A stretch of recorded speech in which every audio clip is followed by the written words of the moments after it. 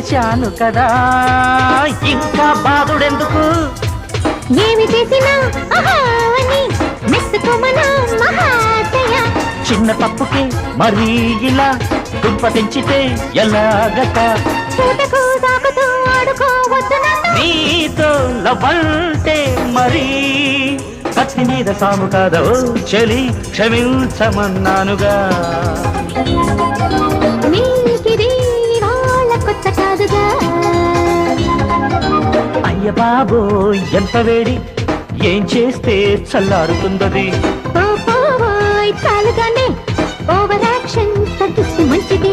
సరేలే టుమారో ఇలా లేటు చెయ్యనింక బొట్టు ఓ చలి, క్షమించమన్నానుగా.